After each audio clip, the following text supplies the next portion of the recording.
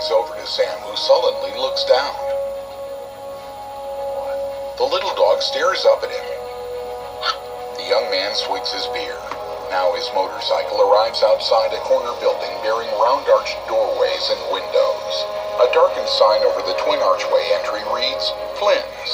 As Sam pulls up, his headlight sweeps over the entrance. His side mirror reflects his solemn and handsome face. Later, he fits a key in the door lock and gives it a turn. Inside, dusty windows allow in enough sallow light from the street to reveal plastic-draped arcade games. Their tall, boxy forms stand in tidy rows. Sam enters and shines a flashlight around the cavernous game room. He goes to a fuse box, opens it, and hits a series of switches. Overhead lights blink on, followed by video game lights that shine out from beneath the plastic tarps.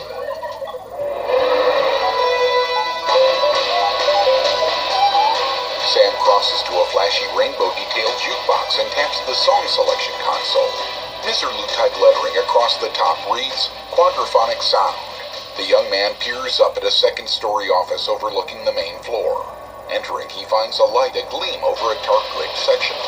From the game room, we watch through the blinds as Sam leaves the office. As he steps past the jukebox on his way out, he halts, then heads down a main aisle.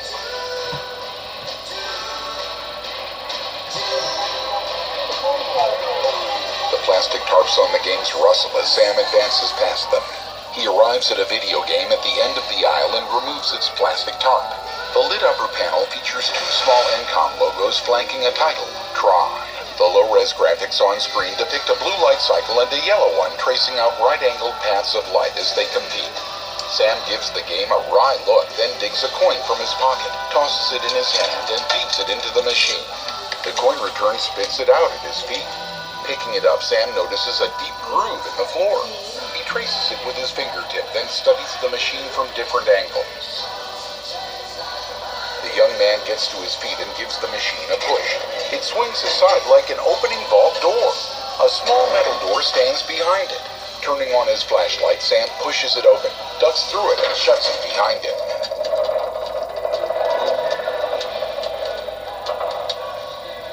On the main floor, the Tron game swings back into place, concealing the door.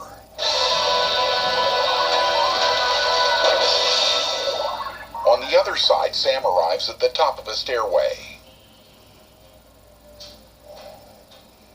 He swings his flashlight side to side as he descends.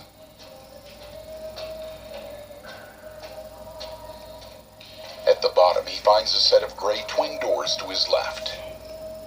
The young man steps up to them, heaves a sigh, and tries a handle. He pauses on the threshold. With a wide-eyed gaze, Sam enters a cluttered office. At one end, a desk and chair sit beneath a grated basement window. Sam shines his flashlight past a freestanding device resembling a telescope. The beam of light illuminates file cabinets. A corkboard's photos of Sam as a boy, and a dusty handheld device on a sofa.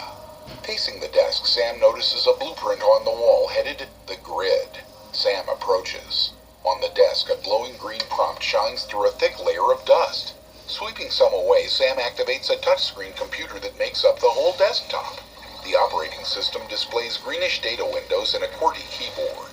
Sam takes a seat, then wipes the surface fairly well clean.